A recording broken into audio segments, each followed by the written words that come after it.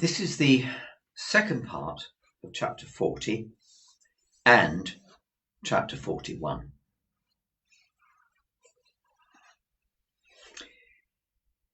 Next day, the clothes I had ordered all came home, and my benefactor put them on.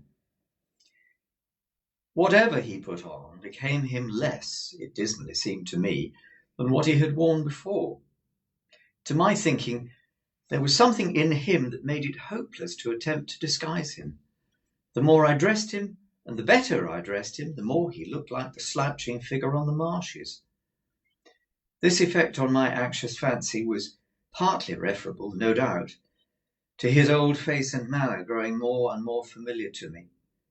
But I believe, too, that he dragged one of his legs as if there were still a weight of iron upon it, and that from head to foot there was convict in every grain of the man. The influences of his solitary hut life were upon him also. Besides, they gave him a savage air that no dress could tame. Added to these were the influences of his subsequent branded life among men, and crowning all his consciousness that he was dodging and hiding now. In all his ways of sitting and standing, of eating and drinking, of brooding about in a high-shouldered, reluctant style, of taking out his great horn-handled jackknife and wiping it on his legs and cutting his food, of lifting light glasses and cups to his lips as if they were clumsy pannikins, of chopping a wedge off his bread and soaking it up the last fragments of the gravy round and round his plate as if to make the most of an allowance, and then drying his finger ends on it and then swallowing it. In these ways, and 1,000 of other small, nameless incidences arising every minute of the day, there was prisoner, felon, bondsman, plain as plain could be. It had been his own idea to wear that touch of powder, and I had conceded the powder after overcoming the knee breeches. But I can compare the effect that went on to nothing but probable of having rouge on his head. So awful was the manner in which everything in him that it was most desirable to repress started through that thin layer of pretence and seemed to come blazing out at the crown of his head. It was abandoned as soon as tried, and he wore his grizzled hair cut short. Words cannot tell what a sense I had, at the same time, of the dreadful mystery that he was to me. When he fell asleep of an evening with his knotted hands clenching the sides of the easy chair and his bald head tattooed with deep wrinkles falling forward on his breast, I would sit and look at him, wondering what he had done, and loading him with all the crimes in the calendar. That is the record of crimes, of prisoners in Newgate. Until the impulse was powerful upon me to start up and fly away from him. Every hour so increased my abhorrence of him that I even think I might have yielded to this impulse in the first agonies of being so haunted, notwithstanding all he had done for me, and risk he ran, but for knowledge that Herbert must soon come back. Once I actually did start out of bed in the middle of the night and begin to dress myself in my worst clothes, hurriedly intending to leave him there with everything else I possessed and enlist for India as a private soldier. I doubt if a ghost could have made the house more terrible to me. Up in those lonely rooms, in those long evenings and long nights with the wind and the rain rushing by, a ghost could not have been taken and hanged on my account, and the consideration that he could be, and that the dread that he would be, were no small addition to my horrors, when he was not asleep or playing a complicated kind of patience with a ragged pack of cards of his own, a game that I'd never saw before nor since, and which he recorded his winnings by sticking his jackknife into the table. When he was not engaged in either of these pursuits, he would ask me to read to him. "Foreign language, dear boy, foreign language." While I complied, he, not understanding a single word, would stand before the fire surveying me with an air of an exhibitor, and I would see him between the fingers of the hand with which I shaded my face, appealing in dumb show to the furniture to take notice of how proficient I was. This is written, I am sensible, as if it lasted a year. It lasted about 5 days. Expecting Herbert all the time, I dared not go out, except when I took Provis for an airing after dark. At length one evening, when dinner was over and I dropped into a slumber, quite worn out, for my night had been agitated and my rest broken by fearful dreams, I was roused by the welcome footsteps on the staircase. Provis, who had been asleep too, staggered up at the noise I made, and in an instant I saw his jackknife shining in his hand. "Quiet! It's Herbert," I said. And Herbert came bursting in with the air of freshness of 600 miles of France upon him. "Handel, my dear fellow, how are you? And again, how are you? And again, how are you? I seem to have been away a 12-month. Why, I must have been away a 12-month, for you have grown so thin and full and pale. Handel, my... Oh, hello. I beg your pardon." He was stopped in his running on and his shaking hands with me by seeing Provis. Provis, regarding him with a fixed attention, was slowly putting up his jackknife and groping in another pocket for something else. "Herbert, my dear friend," said I, shutting the double doors while Herbert stood staring and wondering, "something very strange has happened. This is a visitor of mine." "It's all right, dear boy," said Provis, coming forward with his little clasped black book, and then addressing Herbert himself, "Take it in your right hand. Lord, strike you dead on the spot if you ever split in any way whatsoever. Kiss it." "Do so as he wishes," I said to Herbert. So Herbert, looking at me with a friendly uneasiness and amazement, complied. And Provis, immediately shaking hands with him, said, "Now, you're on your oath. You know that. And never believe me on mine, if Pip shan't make a gentleman on you."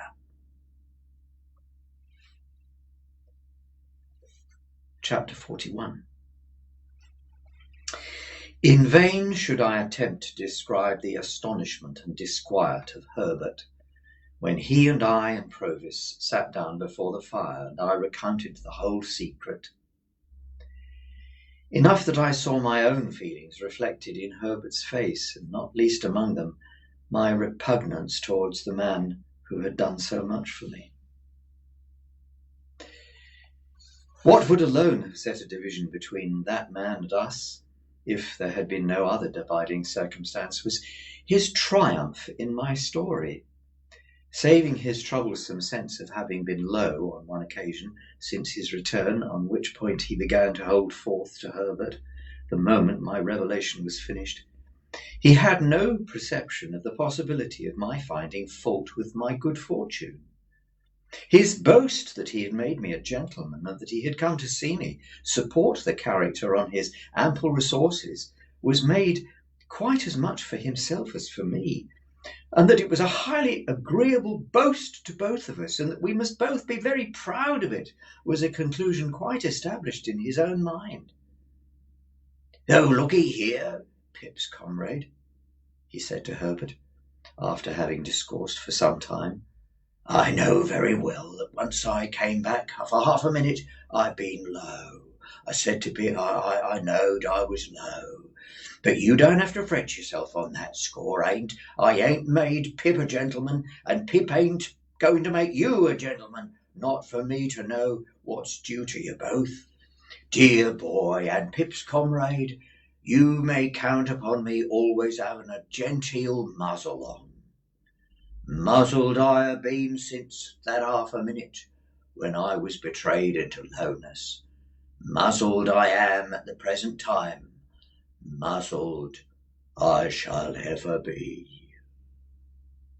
Herbert said, certainly, but looked as if there were no specific consolation in this, and remained perplexed and dismayed.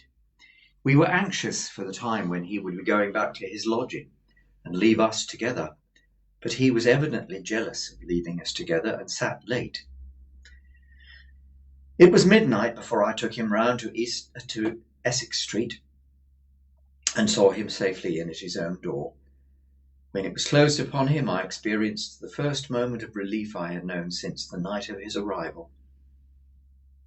Never quite free from an uneasy remembrance of the man on the stairs, I had always looked about me in taking my guest out after dark and bringing him back. And I looked about me now. Difficult as it is in a large city to avoid suspicion of being watched, when the mind is conscious of the danger in that regard, I could not persuade myself that any of the people within sight cared about my movements a scrap. The few who were passing passed on in their several ways. The street was empty when I turned back into the temple. Nobody had come out at the gate with us. Nobody had gone on with the gate out of the gate with me. As I crossed by the fountain, I saw his lighted back window looking bright and quiet, and when I stood for a few moments in the doorway of the building where I lived, before going up the stairs, Garden Court was as still and lifeless as the staircase when I first ascended it.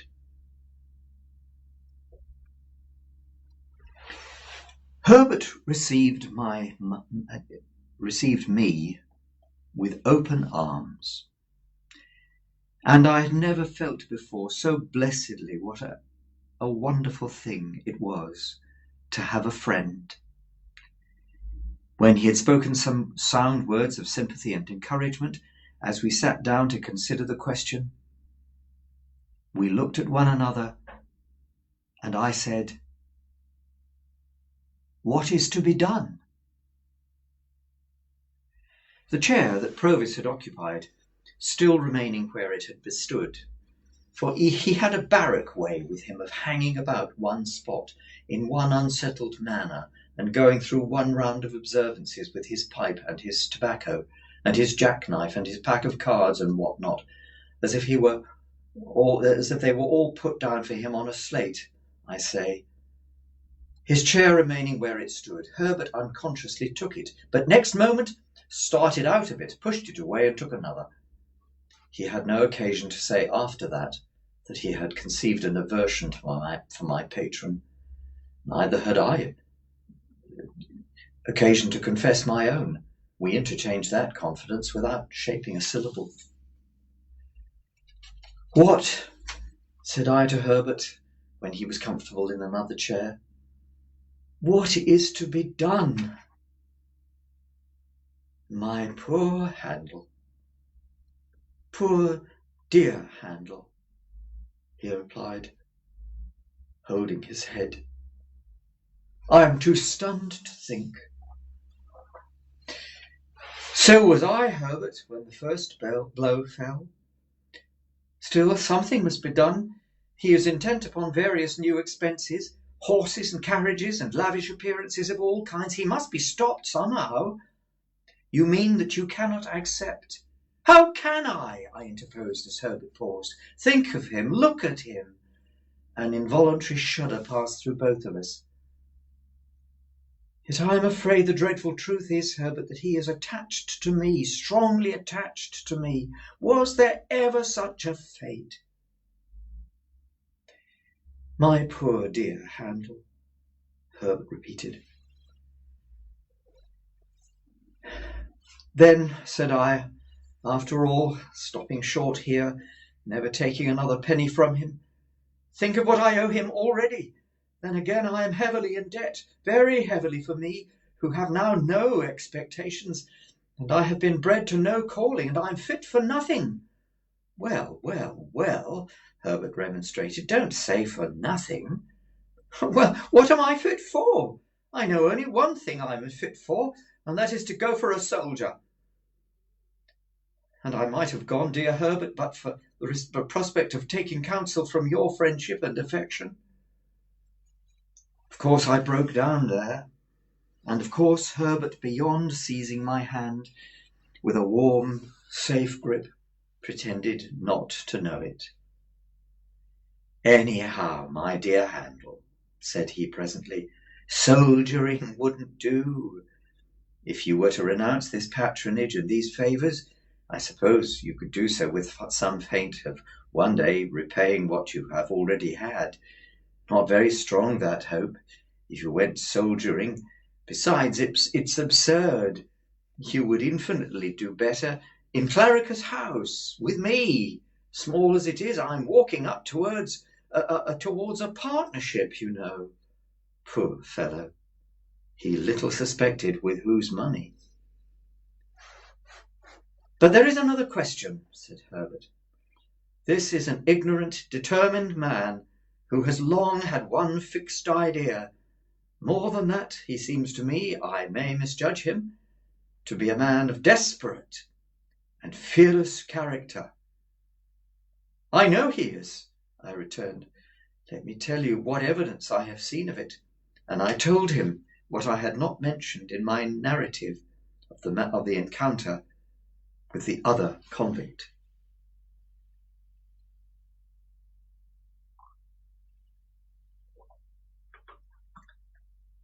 See then, said Herbert, think of this. He comes here at the peril of his life for the realization of his fixed idea. In the moment of his realization, after all his toil and wanting, you cut the ground from under his feet, destroy his idea, and make his gains worthless to him. Do you see nothing that he might do under that disappointment? I have seen it, Herbert, dreamed of it ever since that fatal night of his arrival. Nothing has been in my thoughts so distinctly as putting himself in the way of being taken. Then you may rely upon it, said Herbert, that would be the great danger of his doing it. That is his power over you as long as he remains in England. That would be his reckless course of action if you forsook him.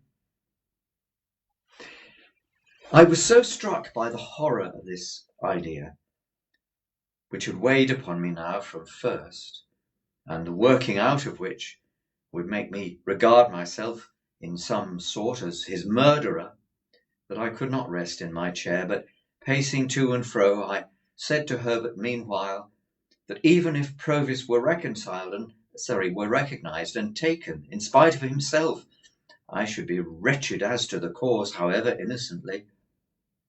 Yes, even though I was so wretched in having him at large and near me, and even though I would far rather have worked at the forge all the days of my life than I would have ever come to this. But there was no staving off the question. What was to be done? The first and main thing to be done, said Herbert, is to get him out of England. You will have to go with him, of course, and then he may be induced to go. Before him? I said, Holland, before him?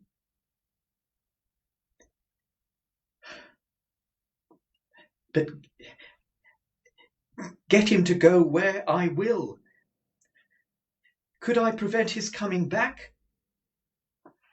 My good Handel, it is not obvious that with Newgate in the next street there must be far greater hazard in your breaking your mind to him and making him reckless here than elsewhere. If a pretext to get him away could be made out of in another context, or out of anything else in his life, it must be done.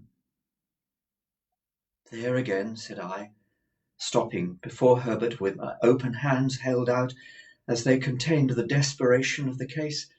"I know nothing of his life. It has almost made me mad to sit here of a night and see him before me, so bound up with my fortunes and misfortunes, and yet so unknown to me, except as the miserable wretch who terrified me 2 days into my childhood." Herbert got up and linked his arm in mine, and we slowly walked to and fro together, studying the carpet. "Handel," said Herbert, stopping, "you feel convinced that you can take no further benefits from him, do you?" "Fully." "Surely you would too, if you were in my place. And you feel convinced that you must break with him?" "Herbert, how can you ask me?" "And you have and are bound to have that tenderness for the life he has risked on your account, that you must save him, if possible, from throwing it away? Then you must get him out of England before you stir a finger to extricate yourself. That done, extricate yourself in heaven's name, and we shall see it out together, dear old boy." It was a comfort to shake hands upon it and walk up and down again, with only that done. "Now, Herbert," said I, "with reference to gaining some knowledge of his history, there is but one way that I know. I must ask him point blank." "Yes, ask him," said Herbert, "when we sit at breakfast in the morning," for he had said, on taking leave of Herbert, that he would come to breakfast with us. With this project formed, we went to bed. I had the wildest dreams concerning him and woke unrefreshed. I woke too to recover the fear which I had lost in the night of his being found, or returned as a returned transport. Waking, I never lost the fear. He came round at the appointed time, took out his jackknife and sat down to his meal. He was full of plans for "his gentleman's coming out strong like a gentleman," and urged me speedily to make use of the wallet which he had left in my possession. He considered the chambers and his own lodgings as temporary residences, and advised me to look out at once for a fashionable crib near Hyde Park, in which he could have a shakedown, in other words, a rest. When he had made end of his breakfast and was wiping his knife along his leg, I said to him without word of preface, "After you were gone last night, I told my friend of the struggle that the soldiers had found you engaged in on the marshes when we came up. Do you remember?" "Remember?" said he. "I think so." "We want to know something about the other man, and something about you too. It is strange to know no more about either, and particularly about you, that I was able to tell him last night. Is not this a good time as any other for our knowing more?" "Well," he said after consideration, "you're on your oath, you know, Pip's comrade." "Assuredly," replied Herbert. "As to anything, you know," he insisted, "the oath applies to all." "I understand it to be so." "And looky here, whatever I've done is worked out and paid for," he insisted again. "So be it." He took out his black pipe and was going to fill it, when, looking at the tangle of tobacco in his hand, he seemed to think it might perplex the thread of his narrative. He put it back again, stuck his pipe in the buttonhole of his coat, spread a hand on each knee, and after returning an angry eye at the fire for a few still silent moments, he looked round at both of us and said, What is following?"